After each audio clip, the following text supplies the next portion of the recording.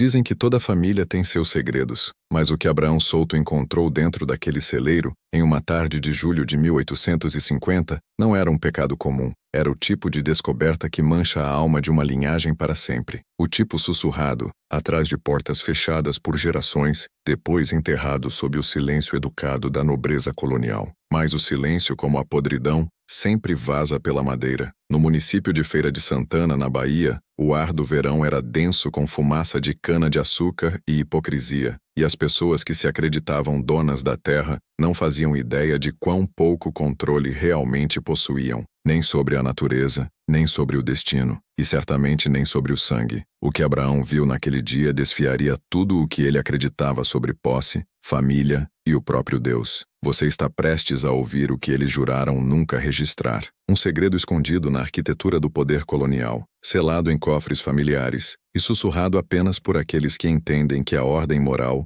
é uma máscara usada por homens com medo da própria natureza. A propriedade Souto, conhecida localmente como Morro Oco, erguia-se como uma fortaleza de orgulho em 800 hectares de terra fértil baiana. Cada coluna de sua casa branca com pilares era feita para sinalizar pureza, refinamento e controle. Mas atrás dos jardins bem cuidados e das festas elegantes, Morro Oco era construído sobre escravidão humana. 42 almas escravizadas que labutavam sob um sistema que se chamava Ordem Divina. Abraão Souto era um homem de rotinas de ferro, sua mente um livro-razão de lucros e punições. Para ele, as pessoas eram bens. Seu mundo fazia sentido porque tudo tinha seu lugar. Senhor e escravo, homem e mulher, branco e negro, ordem e caos. Até o dia em que ele abriu a porta do celeiro e entrou em algo que não podia nem categorizar, nem comandar. Começou com risadas pequenas, humanas e inocentes. Risadas de criança, ecoando pelas vigas do celeiro de secagem.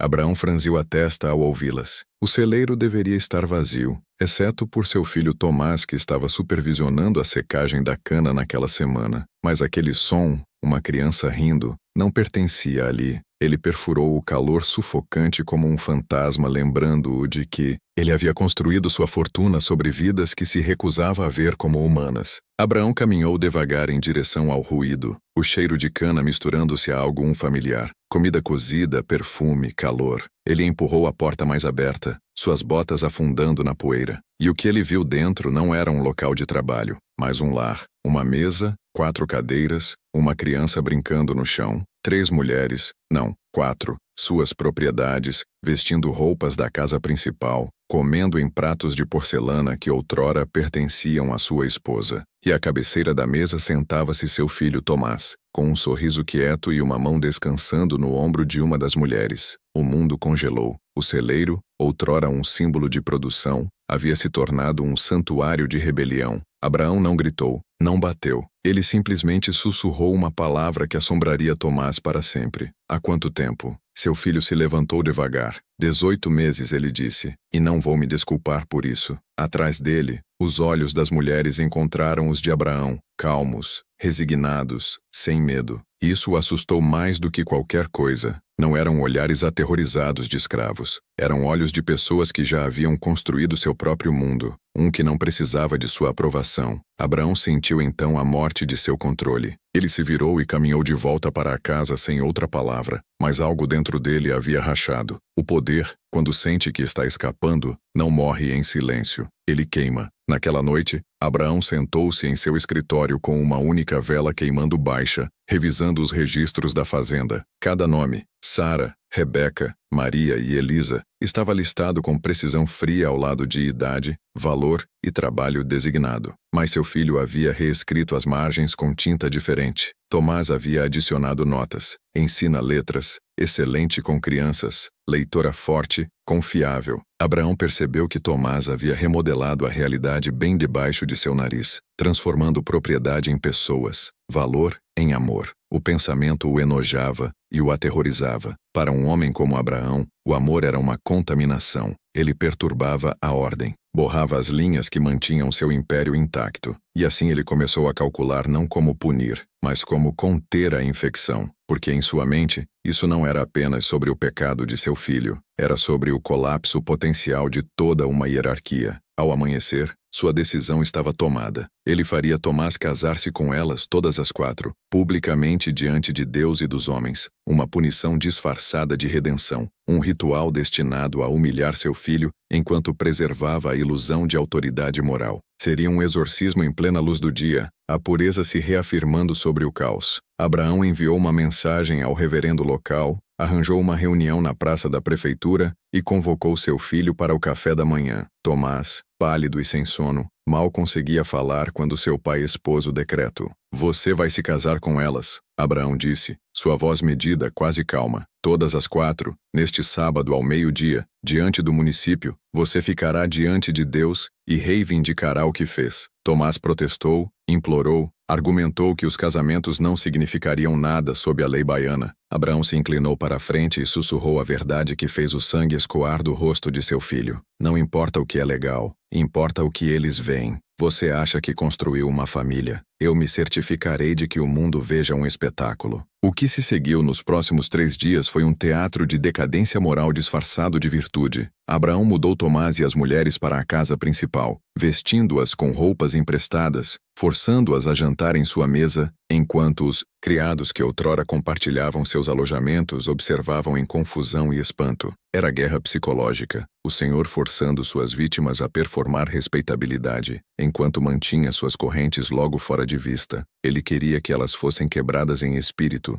mas compostas em aparência, prontas para desempenhar seus papéis em seu desfile de controle. Os convites foram enviados por todo o município de Feira de Santana, escritos na bela caligrafia de Abraão. Você está cordialmente convidado para testemunhar uma cerimônia mais incomum. Meu filho Tomás Souto tomando 4 mulheres em união sagrada diante de Deus. Alguns riram, pensando ser uma brincadeira. Outros vieram porque não podiam desviar o olhar do escândalo, mas todos viriam porque na colônia, a moralidade não era sobre verdade, era sobre teatro, e Abraão pretendia dirigir o espetáculo mais inesquecível que o município já havia visto. À medida que o dia se aproximava, um estranho silêncio se instalou sobre Morro Oco. Até os campos pareciam prender a respiração. Abraão acreditava que estava restaurando a ordem, mas o que ele realmente estava fazendo era despertar algo mais antigo, mais escuro, enterrado profundamente sob a superfície da civilidade, uma verdade sobre poder, controle e o custo de fingir possuir outra alma.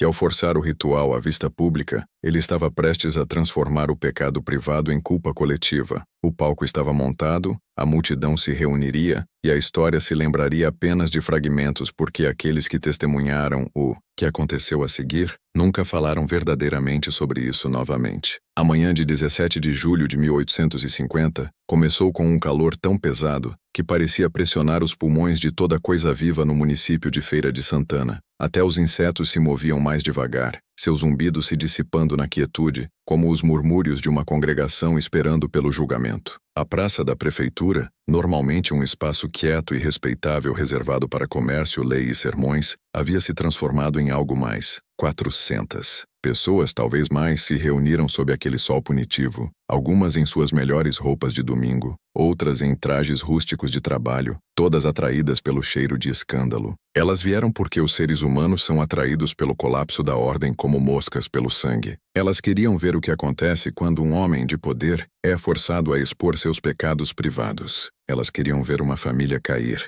Mas abaixo do fofoca e da curiosidade, algo mais escuro se agitava. Um reconhecimento não dito de que o que elas estavam prestes a testemunhar não era apenas sobre o filho de um homem ou 4 mulheres escravizadas, ou mesmo a lei. Era sobre a arquitetura instável que mantinha todo o seu mundo unido. Abraão Souto estava no centro daquela praça em seu terno preto, seu relógio de prata brilhando fracamente ao sol, a imagem perfeita do controle patriarcal. Seu rosto não traía nada, nem vergonha nem orgulho, apenas cálculo. Ele havia orquestrado aquele momento até o menor detalhe. O reverendo Marcos Tolentino estava ao seu lado, suas mãos tremendo ligeiramente enquanto arrumava suas notas. Ele não dormia havia 2 noites. Cada versículo que preparara soava vazio, e as palavras da Escritura, normalmente sua armadura, pareciam papel fino diante do fogo. Ele sabia o que era aquilo. não um casamento, mas um sacrifício ritual de dignidade disfarçado de cerimônia. No entanto, ele também sabia que recusar teria consequências.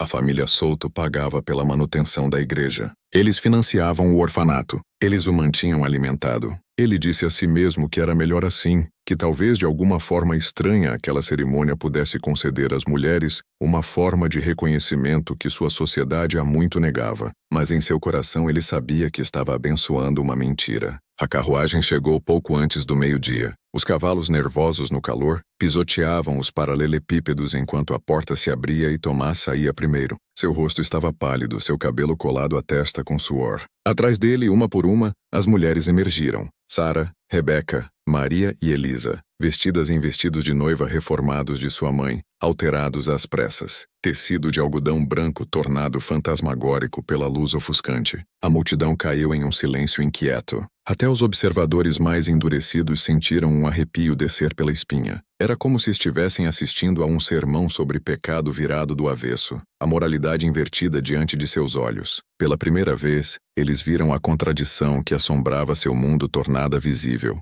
Pureza em correntes. Sara, a mais velha, caminhava com uma compostura que desafiava os olhos que queimavam nela. Seu olhar nunca vacilava, seu queixo erguido. Ela se portava como uma mulher que decidira há muito que o medo era um luxo. Rebeca, quieta e frágil, segurava um pequeno bebê em seus braços, a criança que dera à luz a Tomás no inverno anterior. Maria, grávida de 6 meses, pressionava uma mão contra o estômago como se protegendo a vida dentro dela dos olhares ao redor. E Elisa, a mais jovem, mal com 20 anos, olhava direto para frente, sua expressão indecifrável como se já tivesse se desconectado de seu próprio corpo para sobreviver ao que viria. Abraão gesticulou para que avançassem com um pequeno movimento. Fiquem juntos, ele disse, seu tom formal distante. Tomás obedeceu, tomando seu lugar diante do reverendo. As mulheres ao seu lado em uma linha. Não havia música, nem flores, apenas o zumbido do calor e o baixo murmúrio agitado da multidão. O reverendo Tolentino pigarreou e abriu sua Bíblia. Queridos amados, ele começou,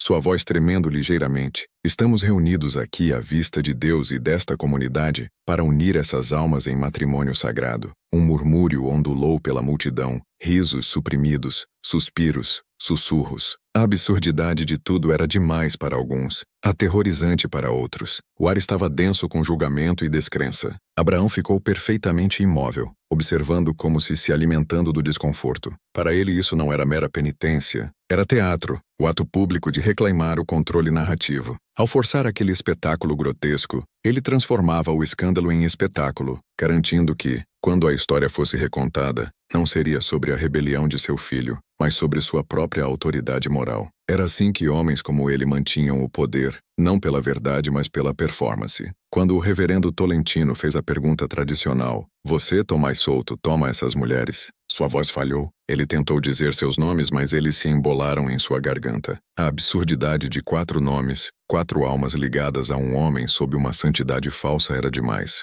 A mandíbula de Tomás se apertou. "Eu aceito", ele disse baixinho, mal audível. Depois mais alto, como se desafiando o silêncio em si. "Eu aceito." Uma por uma as mulheres ecoaram. "Eu aceito." Suas vozes eram calmas, assombradoras, não submissão, mas algo mais frio. Resignação afiada em desafio. A multidão se agitou inquieta. Em algum lugar, um bebê começou a chorar. O reverendo gaguejou pelos votos restantes, cada palavra caindo mais pesada que a anterior. Quando terminou, ele fechou sua Bíblia com mãos trêmulas. "Pela autoridade investida em mim", ele disse fracamente, "eu os declaro unidos em união sagrada." Ninguém aplaudiu, ninguém falou. O silêncio era pior que o ruído. Abraão deu um passo à frente e acenou para os homens reunidos. "Vocês testemunharam", ele disse. "Meu filho fez o que é certo." Mas ninguém acreditou. Até aqueles que desprezavam Tomás sabiam que o que haviam visto não era retidão, mas coerção, uma tentativa de afogar a culpa em ritual. Enquanto a família recém-casada se virava para partir, uma rajada de vento varreu a praça,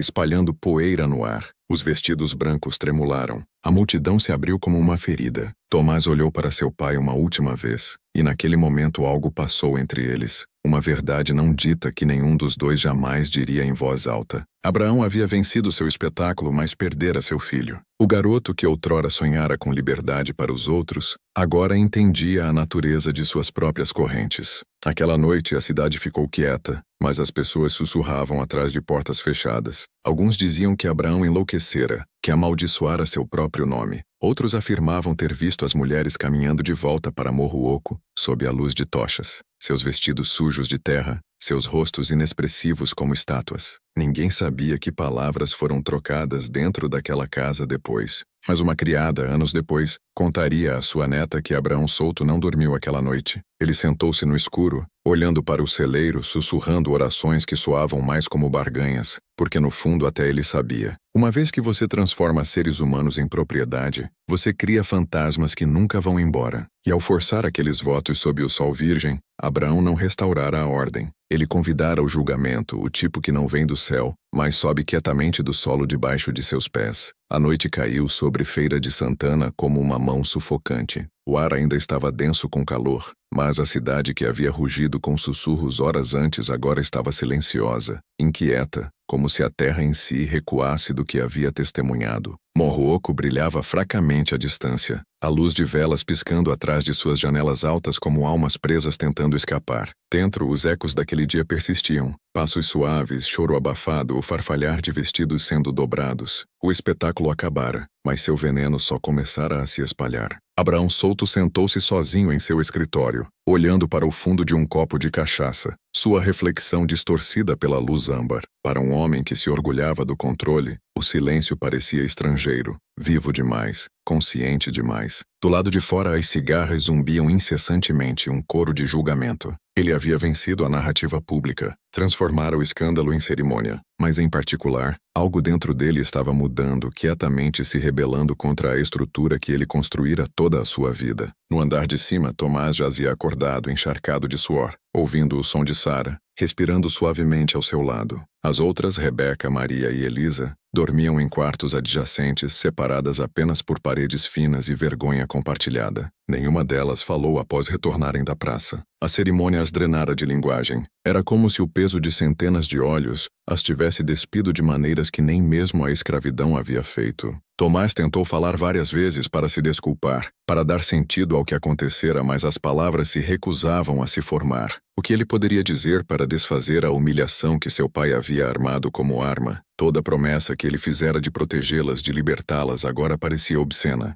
Ele se tornara o instrumento de sua degradação. No entanto, enquanto jazia ali no semi-escuro, ele percebeu algo mais. O poder de Abraão não era absoluto. Tinha limites. Dependia de conformidade, de crença, de silêncio. E algo dentro dele havia se quebrado naquela tarde. Algo que nunca seria reparado. No andar de baixo, Abraão tirou um livro-razão de sua mesa e começou a escrever. Não entradas, não cálculos, cartas. Uma para seu advogado, garantindo que as mulheres e seus filhos permanecessem legalmente classificados como propriedade, apesar dos votos públicos. Outra para um fazendeiro vizinho, desviando fofocas potenciais ao enquadrar o evento como uma lição moral para seu filho. Cada palavra era projetada para reforçar a ilusão de ordem, mas abaixo da superfície de sua caligrafia meticulosa, a página tremia. Sua mão não era tão firme como outrora. Ele pausou, tomou outro gole e murmurou para si mesmo: um homem deve governar sua própria casa. No entanto, mesmo ao dizê-lo, as palavras soavam vazias.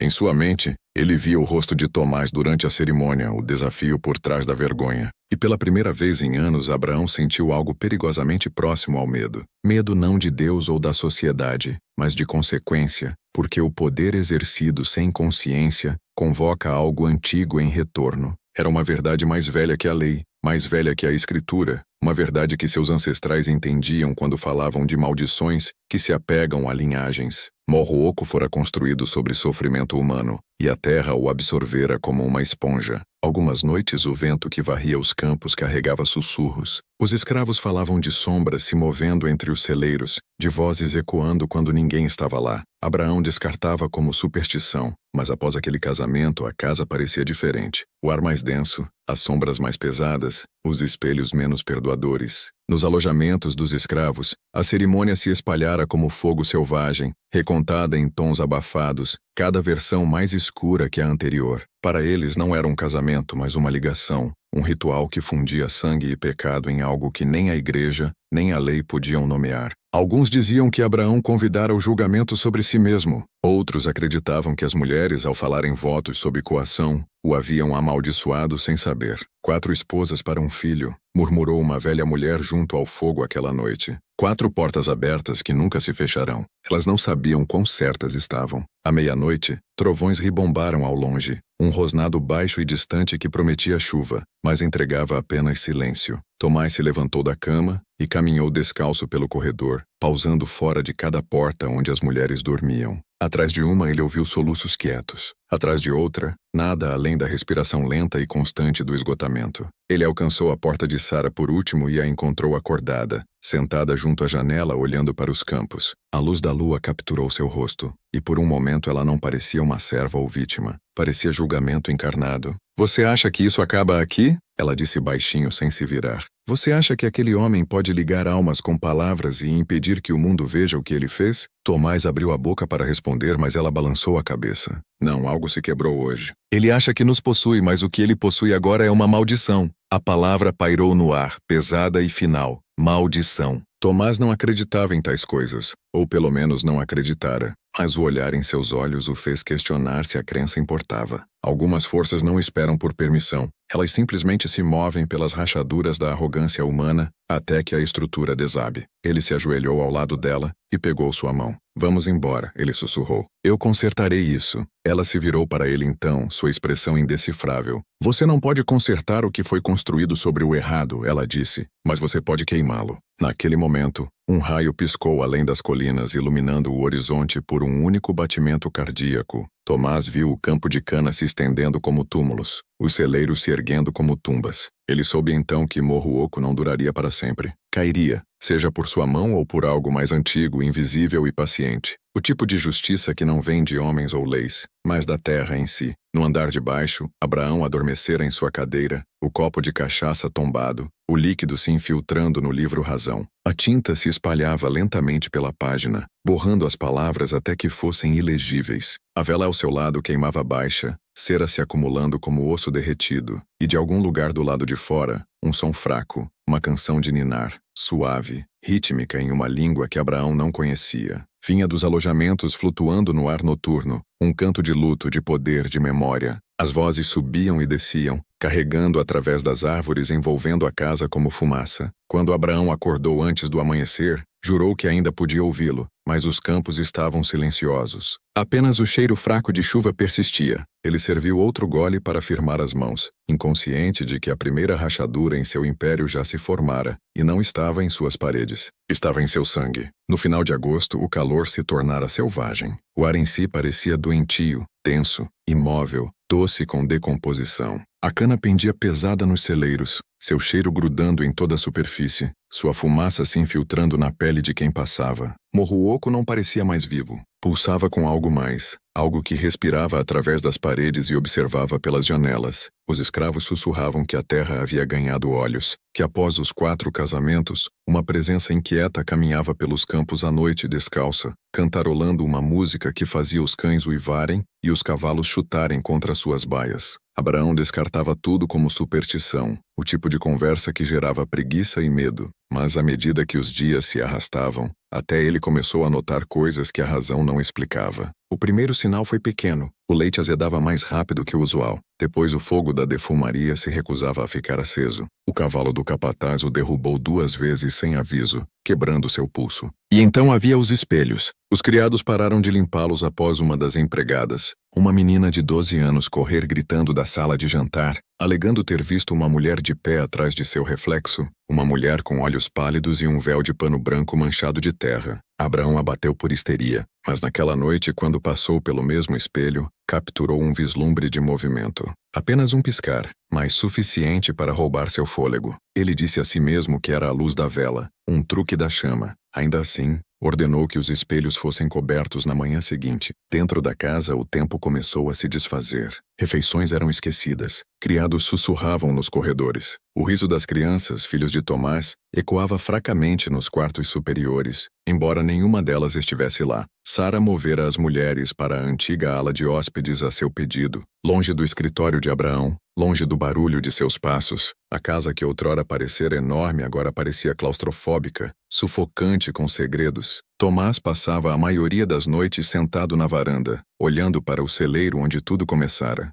Ele começara a escrever cartas, planos, desculpas, sonhos de fuga, mas nunca as enviava. Toda manhã acordava e encontrava as páginas desaparecidas. Uma noite, perto da meia-noite, ele viu uma figura de pé junto à porta do celeiro, uma mulher de branco. Ele chamou pensando ser Sara, mas a figura não se moveu. Quando se aproximou, ela simplesmente recuou, derretendo na escuridão como se a terra em si a tivesse engolido. Tomás não dormiu depois disso. Na manhã seguinte encontrou pequenas pegadas na lama, descalças do tamanho de criança, levando do celeiro à casa. Enquanto isso, a mente de Abraão começava a fraturar sob o peso do controle. Ele se tornou errático, obcecado em contabilizar cada objeto na propriedade. Ordenou aos escravos que cavassem valas ao redor dos campos de cana para deixar o chão respirar, embora ninguém entendesse o que ele queria dizer. Acusou as mulheres de feitiçaria, depois se arrependeu uma hora depois, implorando perdão com mãos trêmulas. Começou a orar no escritório a toda hora, recitando versos até que sua voz rachasse. Uma vez um criado o encontrou ajoelhado diante do espelho coberto, sussurrando para ele como se esperando uma resposta. Ela não solta, murmurou. Ela ainda está aqui. Sara começou a entender antes de qualquer um o que estava acontecendo. A maldição não estava nas mulheres, estava no ato em si. Abraão invocara algo antigo ao tentar ligá-las em uma união falsa. Ele forçara um ritual sagrado em zombaria, e a terra, alimentada por gerações de sofrimento, despertara para cobrar sua dívida. À noite, Sara podia senti-lo no ar, o peso, a quietude antes da tempestade. Às vezes acordava com o som de um zumbido, suave e baixo vindo do celeiro. A melodia era familiar, mas a enchia de uma tristeza tão profunda que beirava a memória. Ela começou a acender velas nas janelas, uma para cada alma perdida naquela terra, sussurrando nomes que nunca lhe haviam sido contados, mas que de alguma forma conhecia. Tomás a observava em silêncio, dividido entre culpa e admiração. Havia uma força nela agora que o assustava, uma certeza calma de que aquilo era apenas o começo. Ele tentou nos ligar, ela disse uma noite, sua voz mal acima de um sussurro, mas ligou a si mesmo. Toda a corrente que forjou para outro, usou ao redor de sua própria alma. Tomás queria acreditar que ela estava errada. Mas então, uma manhã, Abraão desabou no café da manhã ofegando por ar, seus olhos arregalados de pânico, seu pulso batendo violentamente, depois diminuindo, depois parando. Por 3 minutos ele jazia imóvel. Então, enquanto o criado gritava e corria por ajuda, ele se sentou ereto com uma única respiração trêmula. Seu rosto estava cinzento, seus lábios azuis, e quando finalmente falou, sua voz não era bem a sua. Não me enterrem, disse roucamente. Ela está esperando. A partir daquele momento, Abraão se recusava a dormir. Mantinha velas queimando em cada canto de seu quarto, alegando que o escuro se movia quando as luzes se apagavam. Ele podia ouvir passos, dizia, suaves, deliberados, circulando sua cama. Uma vez Tomás o pegou arranhando o papel de parede, murmurando orações sob sua respiração, suas unhas sujas de sangue. Eles estão andando no corredor, sussurrou, olhos arregalados. Você os trouxe de volta, garoto.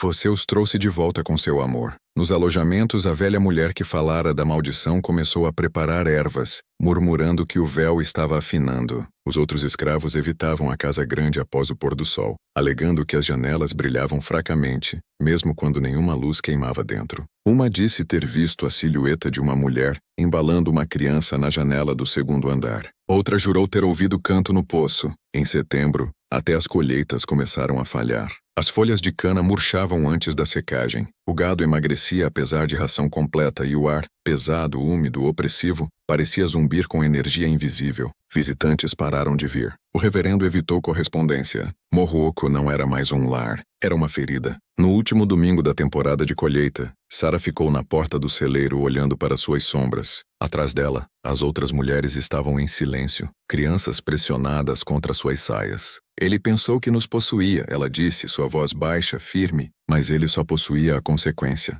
Ela entrou e começou a zumbir a canção de ninar que assombrara a noite desde o casamento. Não era uma canção de medo, era uma canção de liberação. Na casa, Abraão congelou em sua mesa, o som se infiltrando pelas paredes como fumaça. Ele se levantou devagar, apertando o peito. Tomás correu para ele, mas o velho o empurrou. Você ouve também? Abraão ofegou. Ela está chamando os nomes. Seus olhos rolaram para o teto enquanto a canção ficava mais alta, mais clara, não mais humana, mas algo vasto, antigo e subindo do solo. E então, assim que a nota final se dissipou, o grande espelho no corredor, outrora coberto por um pano pesado, rachou bem ao meio. Quando o frio de outubro começou a se infiltrar nas colinas baianas, Morro Oco se transformara de uma fazenda em um mausoléu de loucura. O ar dentro da casa não era mais respirável. Era pesado com o resíduo de algo profano, algo que se recusava a ser nomeado. Os criados sussurravam que a terra estava doente, que o chão se voltara contra seu senhor. Mas Abraão solto, embora frágil e pálido como pergaminho, ainda se apegava a seus rituais de controle. Passava cada amanhecer em sua mesa, o livro Razão aberto diante dele, traçando dívidas antigas e nomes de escravos vendidos há muito, como se reescrever seus destinos pudesse apagar o que fora invocado. No entanto, toda a noite novos sons vinham. O ranger de passos invisíveis, o choro de bebês que não mais viviam, o zumbido constante daquela mesma canção de ninar se entrelaçando pelas paredes como uma voz carregada do subsolo. Os criados começaram a fugir, primeiro em pares, depois em grupos. Alguns sumiram sem recolher seus pertences. Diziam que a terra começara a sussurrar. Diziam que as colheitas gritavam quando cortadas. Alguns alegavam que as mulheres, Sara, Rebeca, Maria e Elisa, não eram mais bem humanas, que se moviam de forma diferente, falavam suavemente com o solo, e que as crianças as seguiam em silêncio, com olhos sabedores demais para sua idade. Quando Tomás tentou impedir o êxodo, implorando aos que restavam para ficar, um velho homem o olhou nos olhos e disse: Você não pode manter mãos em um campo que não cresce. O chão não alimenta os vivos quando está cheio dos mortos. Abraão chamou de motim. Pune os que ficaram, latindo ordens, balançando sua bengala como uma arma. Mas cada dia sua voz ficava mais fraca.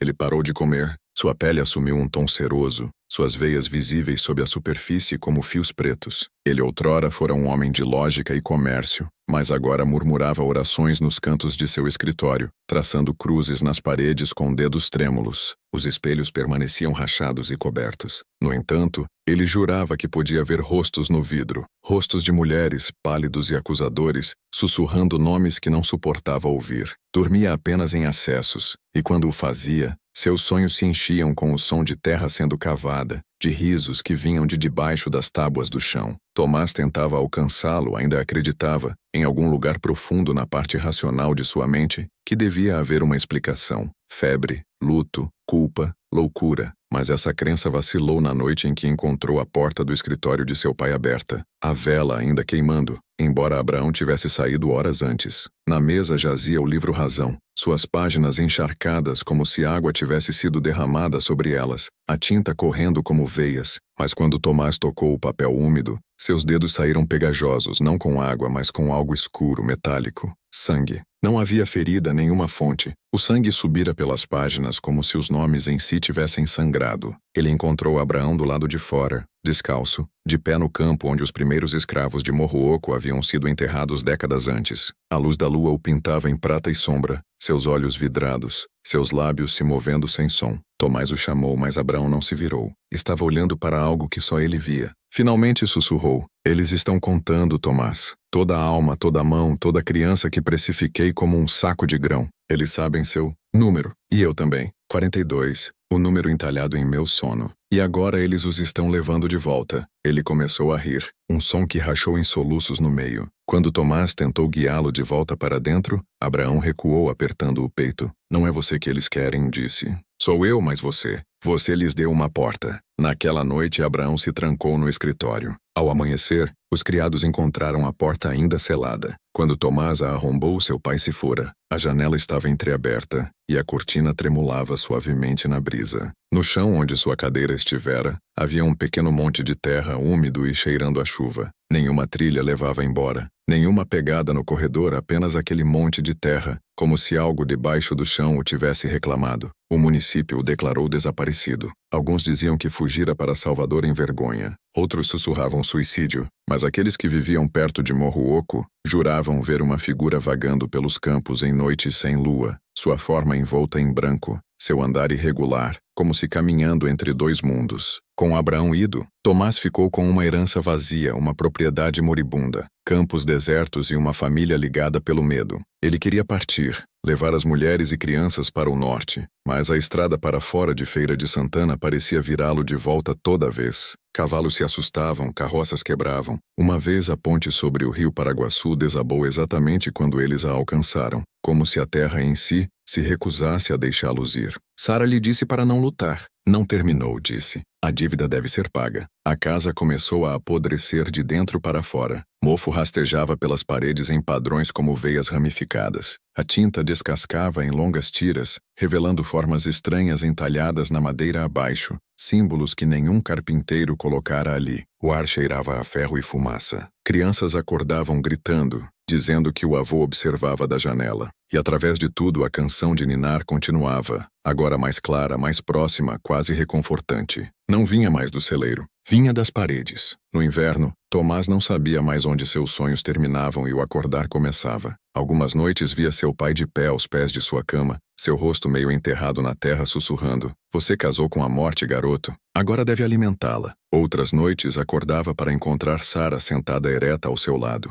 olhos abertos, sua voz baixa e firme. "Ele nos deu seu nome", disse, "mas não sua misericórdia." Uma noite, após uma tempestade que arrancou o telhado da defumaria, Tomás encontrou Sara no celeiro novamente, ajoelhada na terra com velas queimando ao seu redor. As crianças dormiam por perto, seus olhos fechados, seus lábios se movendo em ritmo com o zumbido que enchia o ar. "Kate, não é uma maldição", disse quando ele se aproximou. "É um acerto de contas." Tomás afundou de joelhos ao lado dela, seu corpo tremendo. "Diga-me como parar", implorou. Ela abriu os olhos e o olhou com algo entre tristeza e determinação. "Você não pode parar o que nunca deveria ser. Pode apenas dar forma a isso." Atrás deles as velas piscaram violentamente como se algo vasto tivesse inspirado. O ar engrossou, o chão estremeceu, e então de debaixo do piso do celeiro veio o som inconfundível de madeira se estilhaçando e terra se movendo devagar, deliberadamente, como um caixão se abrindo por si só do interior. O chão debaixo do celeiro se moveu como se algo vivo tivesse começado a acordar. Foi lento no início,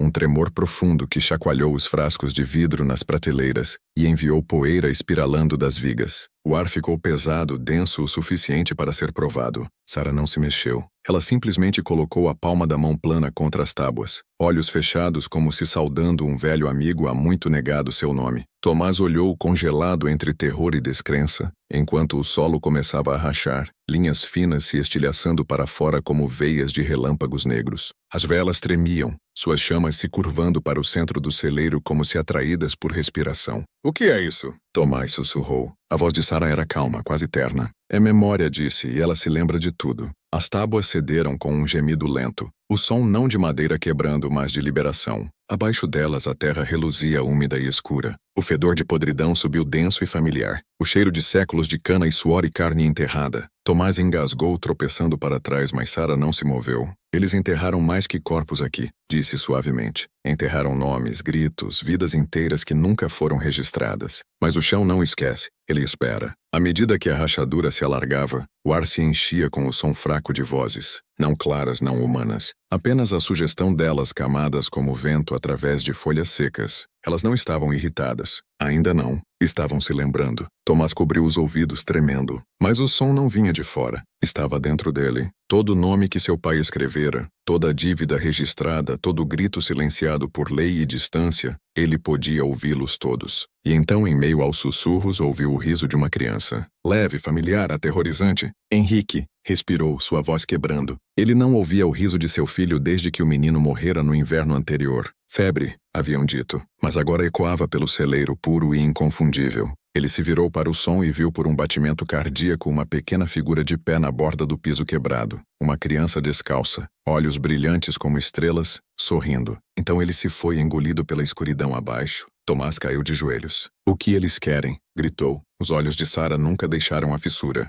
Eles querem ser vistos, todos eles. Do lado de fora, o céu virara um cinza estranho, antinatural. As árvores ao redor de Morro Oco se inclinavam para dentro, seus galhos sussurrando uns contra os outros como um segredo sendo passado. Dos alojamentos veio o som de lamento, baixo, rítmico, antigo. Não era luto, era invocação. As famílias escravizadas restantes se reuniram ao redor das fogueiras, cantando em uníssono, suas vozes subindo e descendo no ritmo do tremor da terra. A melodia não era portuguesa, mas carregava palavras mais antigas que a fazenda, mais antigas que o país em si. Era uma convocação para acerto de contas, uma canção que chamava os perdidos a se erguerem e reivindicarem seus nomes. Na casa, Rebeca, Maria e Elisa reuniram as crianças perto enquanto as paredes começavam a ranger. A tinta rachava e descascava como pele velha, revelando abaixo contornos fracos, impressões de mãos pressionadas profundamente no gesso, pequenas e grandes, camadas umas sobre as outras.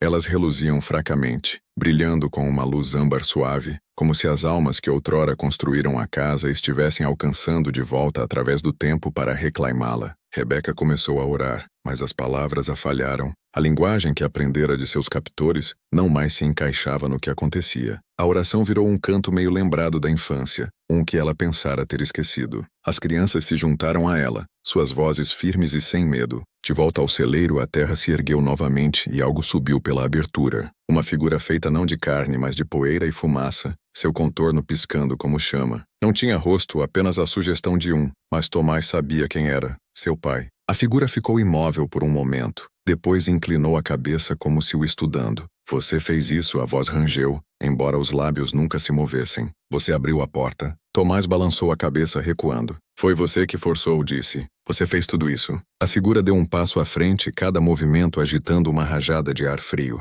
Eu não fiz nada, sussurrou. Eu só contei. Você sentiu, você acreditou, e a crença é o que desperta os mortos. Ela estendeu uma mão cinzenta, a forma ondulando, quase se dissolvendo. Você sabe o que significa possuir algo que se lembra de você? Sarah se levantou então, se movendo entre eles. Ele não pertence mais a você, disse, sua voz calma, mas carregando o peso de séculos. A figura se virou para ela, sua forma piscando violentamente como se suas palavras a tivessem atingido. Você não pode reclamar o que é meu, sibilou. Sarah se aproximou. Nós nunca fomos seus. Você só pegou emprestado nossas vidas para construir seu mundo. Agora acabou. A sombra estremeceu. O celeiro começou a tremer violentamente. As vigas gemeram e poeira caiu como chuva. Então veio um rugido profundo e vazio de debaixo da terra. Um som tão vasto que parecia vir dos ossos do mundo em si. A fissura se alargou, engolindo o espaço entre eles. Tomás agarrou o braço de Sarah enquanto o piso se abria inteiramente, revelando abaixo não solo, mas um mar de movimento. Rostos, membros, formas dos mortos esquecidos rodopiando juntos como fumaça debaixo d'água. Não era o inferno,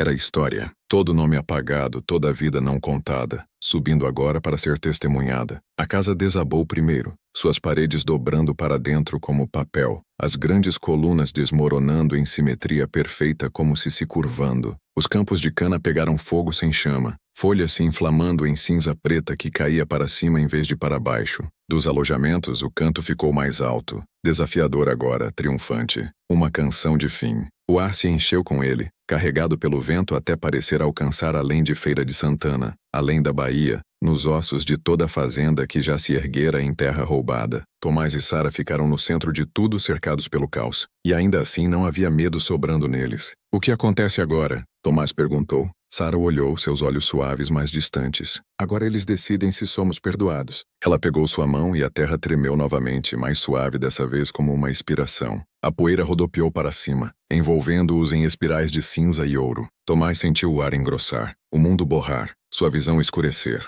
Em algum lugar ao longe, uma criança riu novamente, claro e brilhante. Quando o som se dissipou, a terra ficou imóvel. O celeiro ficou vazio, seu piso rachado, suas paredes inclinadas. Os campos estavam pretos e estéreis, a casa reduzida a cinzas e memória. Na manhã seguinte, viajantes passando ao longo do rio Paraguaçu, juraram ver fumaça subindo onde Morro Oco estivera, mas não havia fogo, apenas um brilho estranho no ar, como calor acima de uma sepultura. No inverno, ninguém falava o nome Souto. O escrivão do município marcou a fazenda como abandonada, mas às vezes, nas horas profundas da noite, aqueles que viviam perto das ruínas diziam que ainda podiam ouvi-lo. Um zumbido baixo, a voz de uma mulher cantando para a terra como se fosse uma criança. 83 anos se passaram antes que alguém ousasse pisar na terra onde Morro Oco outrora se erguera. Até então a abolição da escravatura viera e se fora. A escravidão fora abolida na lei, senão no espírito, e a Bahia derrubara sua velha pele por uma nova que fingia não se lembrar. O nome da fazenda desaparecera dos mapas, seus registros quietamente extraviados ou destruídos, seus limites engolidos por vegetação rasteira e silêncio.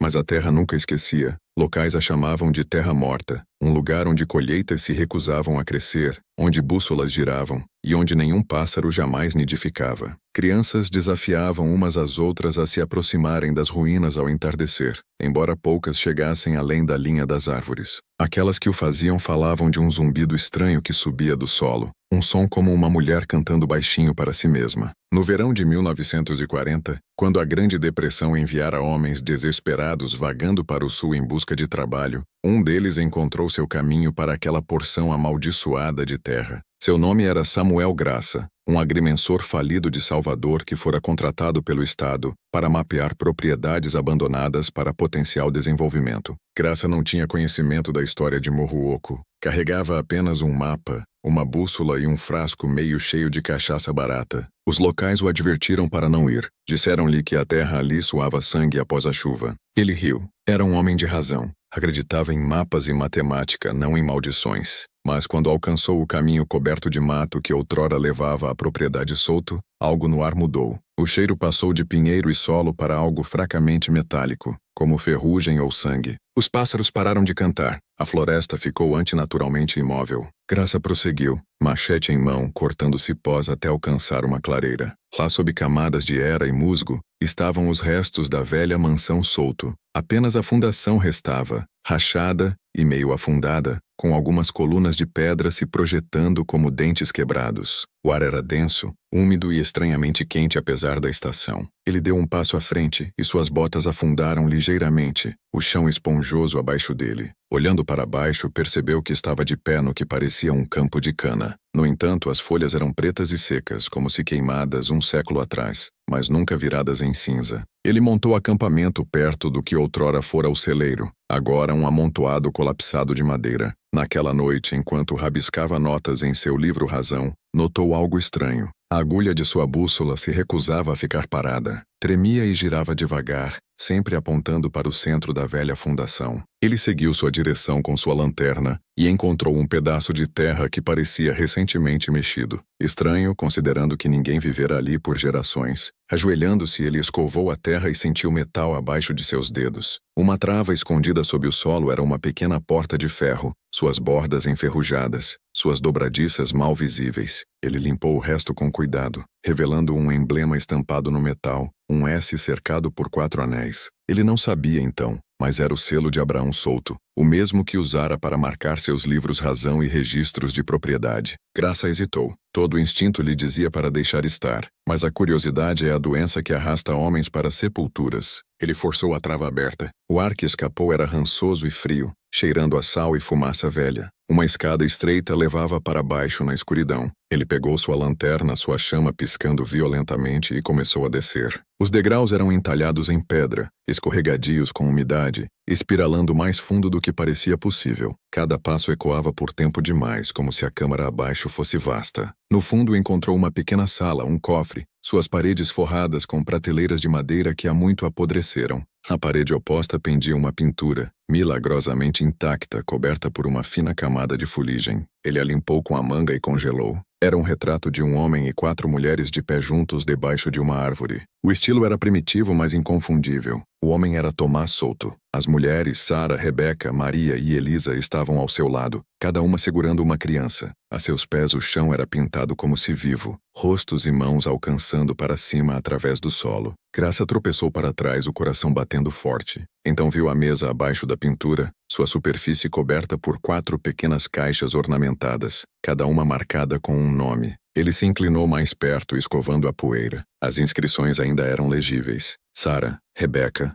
Maria, Elisa. As tampas estavam seladas com cera que há muito endurecera em vidro escuro. Ele tocou uma e o ar pareceu mudar. A chama da lanterna diminuiu, a temperatura caiu e um zumbido fraco começou suave como respiração. Vinha das caixas. O som era melódico, rítmico, quase humano, uma canção de ninar. Ele cambaleou para trás, tropeçando em uma viga caída, sua lanterna caindo no chão. A chama se acendeu e se apagou, mergulhando-o em escuridão total. O zumbido ficou mais alto, agora unido por sussurros, palavras fracas demais para entender faladas ao seu redor, embora estivesse sozinho. Suas mãos tremiam enquanto acendia um fósforo. A luz breve iluminou a sala por um único batimento cardíaco. As caixas estavam abertas. Algo se moveu no canto de sua visão. Sombras mudando contra as paredes, formas se formando e se dissolvendo. O zumbido se tornou um coro, milhares de vozes subindo e descendo no mesmo ritmo. Graça largou o fósforo e correu. Ele subiu os degraus tropeçando, arranhando as mãos cruas, pulmões queimando.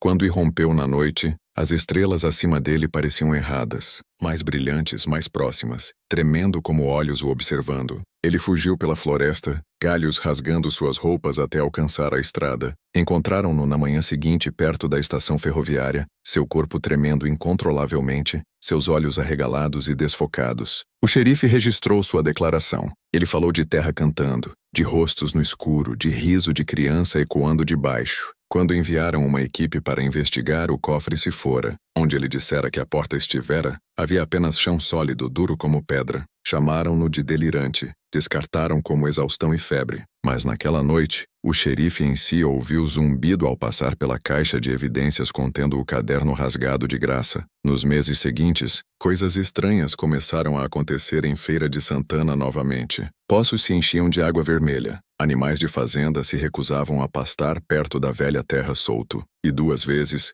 viajantes relataram ver luzes se movendo pelas árvores. 4 delas brilhando fracamente brancas, circulando as ruínas como enlutados. Quando o xerife voltou para inspecionar o local uma última vez, encontrou algo novo entalhado na velha pedra da fundação. Não eram iniciais ou datas. Era uma frase gravada profunda como se por fogo. Você pode enterrar um homem, você pode acorrentar uma alma, mas a terra se lembra de ambos. Esse foi o último registro oficial conectado a Morro Oco. O Estado selou a terra e a listou como historicamente contaminada. Mas aqueles que ainda vivem por perto dizem que o solo zumbi mais alto a cada ano, especialmente em julho, quando o ar fica denso e o céu vira aquela tonalidade estranha de latão. Alguns juram que se você ficar nas ruínas à meia-noite, pode ouvir a voz de uma mulher sussurrando um único nome, Tomás, seguido por 4 outros repetidos como uma oração que nunca acaba. E se você ficar tempo demais, dizem que o chão começa a se mover debaixo de seus pés. Em 1980, Morro Oco se tornara uma lenda sussurrada nos bares e estradas secundárias do município de Feira de Santana. Um conto de advertência contado por velhos com mãos trêmulas e por adolescentes desafiando uns aos outros a passar pela trilha coberta de mato à noite. A maioria dos locais descartava como mito, uma história de fantasma destinada a manter as pessoas longe de terra condenada. Mas lendas têm uma forma de sobreviver, porque carregam um fragmento de verdade que se recusa a morrer. Essa verdade esperava enterrada, paciente, faminta por alguém tolo o suficiente para cavar. Essa alguém era a doutora Evelina Moreira, uma historiadora da Universidade Federal da Bahia, especializada na arquitetura esquecida do Brasil colonial. Ela não procurava maldições, procurava prova, algo que desafiasse as narrativas higienizadas da vida nas fazendas ainda ensinadas em salas de aula educadas baianas. Na primavera de 80, ela recebeu uma carta de um doador anônimo anexando um velho livro-razão de fazenda, sua tinta desbotada, sua capa em relevo com uma única inicial, S. Dentro estavam páginas de registros meticulosos, nascimentos, compras, punições e, no fundo, uma série de nomes escritos em uma mão diferente, não numerados, não precificados, cercados por um anel fraco desenhado em tinta vermelha. 4 nomes: Sara, Rebeca, Maria, Elisa. Abaixo deles, mais uma palavra rabiscada em caligrafia irregular: perdoados. A carta não oferecia explicação, apenas um conjunto de coordenadas escrito a lápis. 12.058 S38 30 O. Evelina traçou a localização e sentiu seu pulso acelerar. Era a região exata onde Morro Oco supostamente se erguera, uma propriedade oficialmente listada como inabitável devido à instabilidade do solo e contaminação química. Seus colegas a advertiram. É solo ruim. Um arquivista disse que nada cresce lá, nem o Estado toca nele. mas Evelina não pôde resistir ao atrativo da história proibida. A verdade é um narcótico para os obcecados. Quando chegou à Feira de Santana, os locais foram educados, mas distantes. Velhos no diner ficaram em silêncio quando perguntou sobre o nome solto. Uma mulher no posto de gasolina entregou o troco e sussurrou: "A terra não gosta de ser questionada." Evelina sorriu, assumindo superstição. Mas naquela noite, estacionada perto da borda do antigo limite de Morro Oco, começou a entender o que queriam dizer. A floresta parecia viva, não do jeito gentil do vento pelas folhas, mas do jeito que um corpo respira no sono. O ar pulsava, sua bússola girava, e de algum lugar profundo dentro das árvores pensou ouvir o eco fraco de uma canção. Ela montou acampamento perto das ruínas, dispondo seus cadernos, câmera e gravador. Ao anoitecer, o mundo escureceu para a cor de fumaça. Ela caminhou o perímetro, sua lanterna cortando o mato denso. Os restos da casa estavam quase idos, apenas pedras, musgo e contornos fracos de fundações engolidos pelo tempo. Mas quando alcançou o que devia ter sido o velho celeiro, sua luz capturou algo metálico protrudindo do solo. Ela se ajoelhou e escovou a terra. Uma placa de latão meio enterrada, corroída por décadas de chuva. A inscrição lia: "Esta terra nunca foi nossa para possuir." Sem data, sem assinatura. O metal estava quente ao toque apesar do ar fresco. Evelina sentiu uma tontura súbita, um zumbido em seus ouvidos. Ela tropeçou para trás, sua visão borrando, sua respiração superficial. Então ouviu um zumbido baixo e firme vibrando através do chão. Ela pressionou a mão contra a terra e o sentiu pulsar como um batimento cardíaco. O som ficou mais alto, não em seus ouvidos, mas dentro de seu crânio. Por um momento viu algo. Flashes de vestidos brancos, mãos alcançando através do solo, um homem gritando enquanto paredes caíam para dentro. Então silêncio. O zumbido parou. A floresta ficou imóvel. Ela acordou horas depois em sua barraca, suas roupas úmidas com orvalho, seu caderno aberto em seu peito. Não se lembrava de escrever, mas na página estavam palavras rabiscadas em sua própria mão. 4 anéis, uma dívida. O sangue se lembra. Abaixo, um mapa da propriedade com um pequeno X desenhado em vermelho perto de onde o celeiro estivera. Ela o seguiu ao amanhecer. O chão lá era diferente, mais escuro, mais solto, como se recentemente revirado. Ela cavou com uma pequena espátula até metal bater em metal. Não era um cofre dessa vez. Era um pequeno baú de ferro selado apertado. Ela o forçou aberto com mãos trêmulas. Dentro estavam 5 diários encadernados em couro embrulhados em pano oleado, perfeitamente preservados. A primeira página do volume superior carregava as iniciais TS, Tomás Souto. Sua respiração falhou. As entradas abrangiam de 1850 a 1852, os 2 últimos anos de sua vida. Eram escritas em uma caligrafia apertada, desesperada, mais confissão que registro. A primeira linha lia: "Ele pensou que podia possuir o pecado. Pensou que Deus tomava partidos." Evelina virou as páginas, seus dedos tremendo. Tomás descrevia o celeiro, a cerimônia, a maldição. Escrevia das noites quando as paredes sussurravam, quando rostos apareciam nos espelhos, quando seu pai começava a falar com sombras. Escrevia da canção de ninar de Sara, como o acalmava e aterrorizava em igual medida. E na entrada final, datada de 16 de outubro de 1852, escreveu uma frase que fez sua pele arrepiar: "As crianças não envelhecem mais." O resto dos diários eram escritos por mãos diferentes. De Sara, Rebeca, Maria e Elisa. Suas vozes alternavam entre tristeza e fúria, cada uma recontando os anos após a casa cair. Falavam de viver invisíveis, da floresta as protegendo, do solo as alimentando. "Nós nos tornamos a raiz e o fruto", uma escreveu. "Quando eles construírem novamente, subiremos pelas paredes." Evelina sentou lá até o entardecer, lendo a luz moribunda. Quando finalmente olhou para cima, os bosques estavam silenciosos novamente. Ela embalou os diários com cuidado e começou a longa caminhada de volta para seu carro. Mas ao alcançar a borda da clareira parou. O caminho que tomara se fora. As árvores haviam mudado. O ar estava mais denso, quase líquido. Sua lanterna piscou, depois se apagou. O zumbido retornou suave, distante, crescendo mais perto. Ela podia ouvir a melodia agora. A voz de uma mulher baixa e familiar, cantando ao ritmo de seu batimento cardíaco. Evelina começou a correr, sua respiração irregular. O som a seguia, combinando com seus passos. Ela irrompeu no campo aberto, ofegando, seu carro ainda onde o deixara. Entrou, trancou as portas e girou a chave. O motor roncou a vida. Enquanto seus faróis varriam a linha das árvores, ela os viu. 4 figuras em branco, de pé imóveis no escuro, rostos pálidos, olhos brilhando. O motor parou. O canto cessou. Quando a polícia a encontrou na manhã seguinte, estava sentada atrás do volante, olhos abertos, coração parado. Em seu colo estavam os diários intactos. No interior do para-brisa, escrito em condensação, uma única frase: a história ainda está acontecendo. Os diários foram confiscados pelas autoridades estaduais e nunca devolvidos à universidade. O relatório oficial listou sua morte como parada cardíaca, devido à exaustão pelo calor. Mas os locais sabiam melhor. Disseram que a terra não leva bem ser lembrada. E estavam certos porque 2 semanas depois, uma empresa de desenvolvimento comprou a propriedade Morro Oco. Planejavam construir casas de luxo nela. A primeira equipe de fundação começou a limpar o local no início de novembro. Em dezembro, 3 trabalhadores estavam mortos. Os outros se recusaram a voltar. Um deles, antes de sair, deixou uma mensagem arranhada na porta da escavadeira. Encontramos o canto novamente. Os desenvolvedores chamaram de fase 1, como se nomear a ferida pudesse controlá-la. Escavadeiras mastigavam pinheiros, estacas de GPS perfuravam o solo, e homens em capacetes brincavam para ignorar como os pássaros haviam ficado silenciosos. O capataz, um homem prático de fora do estado, dispensou contos locais. Terra Morta renasceria como Altos Paraguaçu, cul-de-sacs, casas modelo, pôr do sol sobre varandas. Mas o primeiro poço de pesquisa se recusou a se comportar. Máquinas paravam. Uma retroescavadeira morreu, seu braço congelado no ar como uma mão se recusando a apontar o caminho. Um operador disse que a terra era macia como respiração. Riu ao dizer. Depois ficou quieto e não pisaria no cascalho. Trouxeram radar de penetração no solo.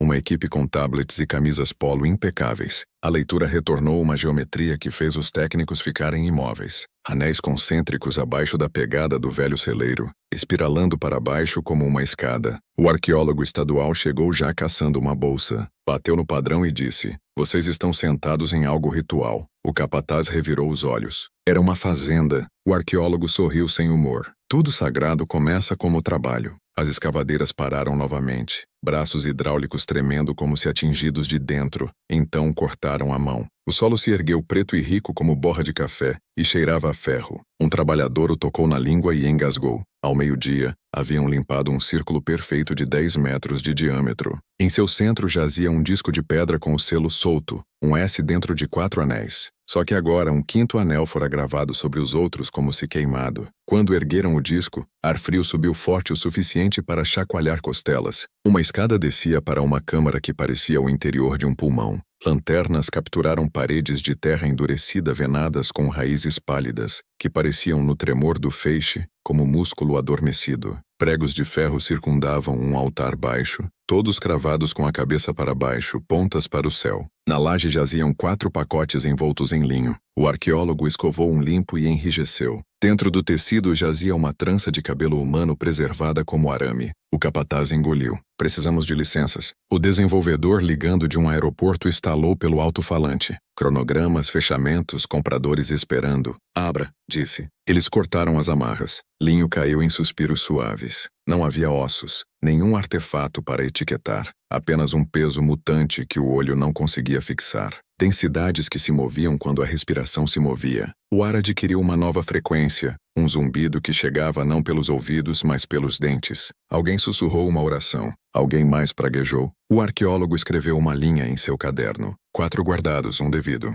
À metade da tarde, o céu ferveu de claro para ferro. Temperatura caiu Dether. Pressão se acumulou atrás dos olhos e nos molares. A dor antes de uma tempestade. O capataz ordenou evacuação. A porta se recusou. O anel de pregos virara. As cabeças achatadas agora enfrentavam para fora como pupilas observando. O zumbido subiu para a melodia. Nenhuma língua ainda entendida. E ao longo da parede poeira formou impressões de mãos em tamanhos ascendentes, como se uma família estivesse logo atrás da pele da terra. Ouçam com atenção. Homens que constroem sobre ossos herdam a memória desses ossos. Vocês pensam que estão comprando área e direitos de passagem. O que estão comprando é a história debaixo de seus pés. E histórias não esquecem seus autores. Se vocês ainda estão comigo, se o ar ao seu redor acabou de ficar mais pesado, realizem um pequeno ritual para marcar que entendem. Digitem isso agora nos comentários 2 vezes exatamente como escrito, para selar sua iniciação no que a colônia tentou enterrar. A terra se lembra, a terra se lembra. Um trabalhador chamado Luiz, que acreditava em nada além de trabalho e cerveja, começou a chorar. Há crianças, disse apontando para a parede. Elas estão tentando entrar. O arqueólogo balançou a cabeça. Direção errada, sussurrou. Elas estão tentando sair. O capataz berrou por evacuação, mas metade da equipe já corria. Capacetes abandonados onde caíram. O céu liberou um único sino baixo como um sino debaixo d'água, e o chão respondeu com um pulso. O altar rachou. Da fenda subiu não fumaça, mas uma coluna de cinza fina preta que espiralou em 4 vórtices antes de se rejuntar como um. Luz piscou na cinza como mica, como olhos. A canção se clarificou em nomes. Sara, Rebeca, Maria, Elisa, e então um quinto que pertencia à linha viva que passara um século fingindo ser limpa. Pregos de ferro se curvaram para fora com um tilintar suave. A porta balançou sozinha e se selou com uma expiração. Quando eles se arrastaram de volta à luz do dia, os anéis concêntricos que cortaram se foram. Chão outrora escavado jazia liso como cera derramada.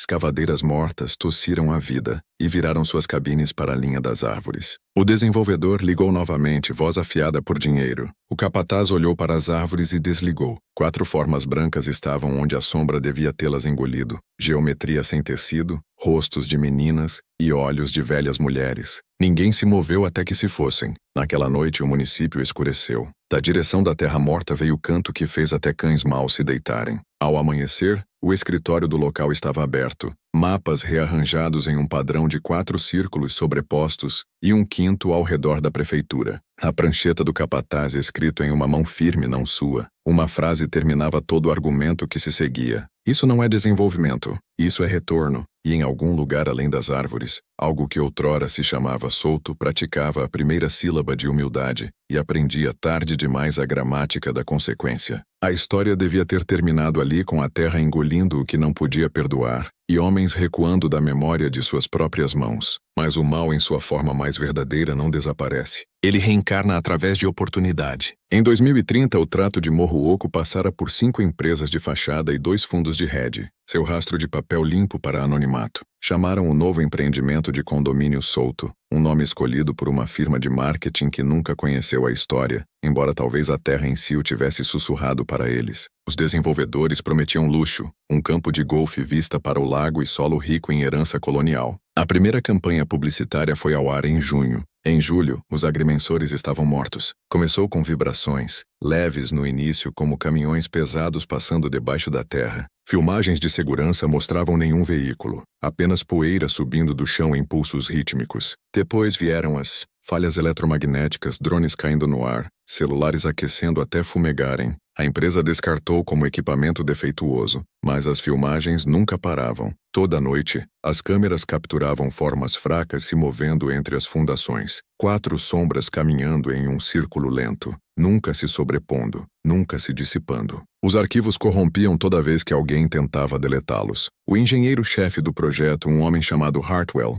finalmente veio investigar. Trabalhava em plataformas de petróleo no Golfo, Minas, no Nordeste. Não acreditava em maldições, mas quando alcançou o local em Feira de Santana, não pôde se livrar da sensação de que pisara em algo vivo. O ar parecia denso, o vento morto, o solo exalava calor através das solas de suas botas. Está respirando, murmurou um de seus homens. Solo não deve respirar. Hartwell riu, mas o som saiu frágil. Ordenou que o trabalho recomeçasse. O primeiro colapso aconteceu 1 hora depois. Um buraco se abriu debaixo de uma retroescavadeira, engolindo-a inteira. O operador gritou uma vez, depois silêncio. Quando puxaram a máquina na manhã seguinte, não havia corpo. Apenas o cinto de segurança restava, afivelado, limpo e frio. Hartwell fechou o local temporariamente, mas pressão de cima montou. Milhões haviam sido investidos no projeto. Superstição não era uma despesa válida. Então ele fez o que todo homem de progresso faz quando enfrenta algo antigo. Tentou medi-lo. Trouxeram scanners, sensores, magnetômetros. O que encontraram abaixo das fundações era impossível.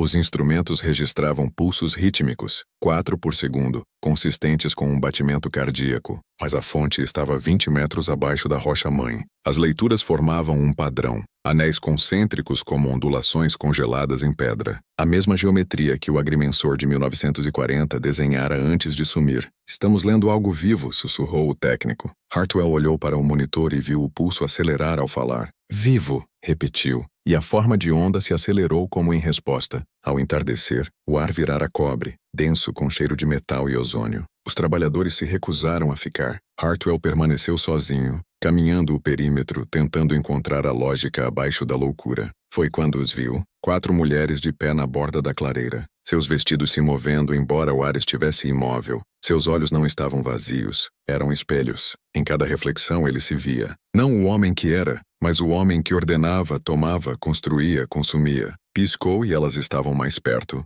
O que vocês querem? Gritou sua voz quebrando. A resposta veio não como som, mas como peso. Algo pressionando o mundo até os insetos caíssem em silêncio. Quando a equipe de limpeza chegou 2 dias depois, encontraram o local deserto. O caminhão de Hartwell ainda funcionava, faróis apontados para as árvores. O solo onde ele estivera estava revirado, liso, imperturbado, exceto por um conjunto de pegadas levando para dentro, nenhuma retornando. No painel dele, uma nota rabiscada em caligrafia trêmula. Elas não perdoam, elas se lembram. Em semanas, a corporação por trás do condomínio solto pediu falência. Processos desapareceram, documentos sumiram, e a terra reverteu mais uma vez para a posse estadual. Mas o Estado não construiu. Cercou-a citando instabilidade do solo. Locais a chamavam de terra que respira. Imagens de satélite mostravam nada além de floresta, exceto quando tempestades passavam. Então, por alguns segundos, o contorno de 4 anéis perfeitos aparecia no dossel, brilhando fracamente dourado. E às vezes, quando o ar está certo e a chuva pesada,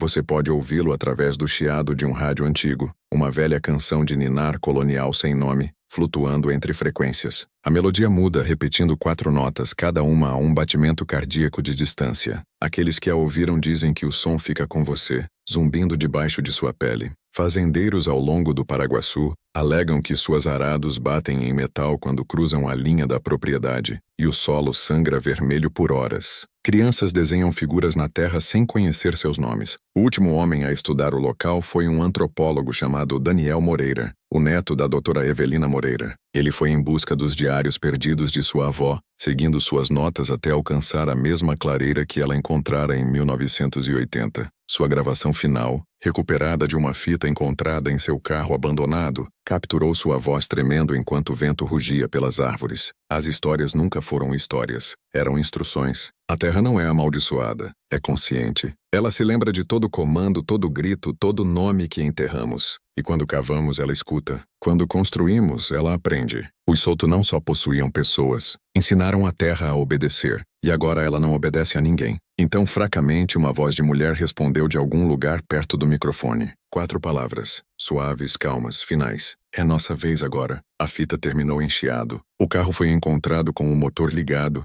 faróis iluminando a linha das árvores. Não havia trilhas levando embora, apenas o mesmo solo liso pulsando fracamente debaixo da chuva leve. E ainda todo julho, o chão de Feira de Santana estremece uma vez. Um único batimento cardíaco abaixo dos campos. Não o suficiente para registrar em instrumentos, mas o suficiente para acordar os cães, piscar as luzes, lembrar aqueles que vivem por perto que a história não acaba. Ela espera pela memória, espera por você. Então, se você algum dia dirigir pela BR-101 e ver a cerca enferrujada e a placa que diz propriedade do Estado, não pare. Não ouça o vento quando ele começa a zumbir, porque não é o vento. É o som de tudo que este país tentou enterrar. Ainda respirando, ainda cantando, ainda contando. E se você ouvir seu nome naquela canção, corra, porque uma vez que a terra se lembra de você, ela nunca esquece.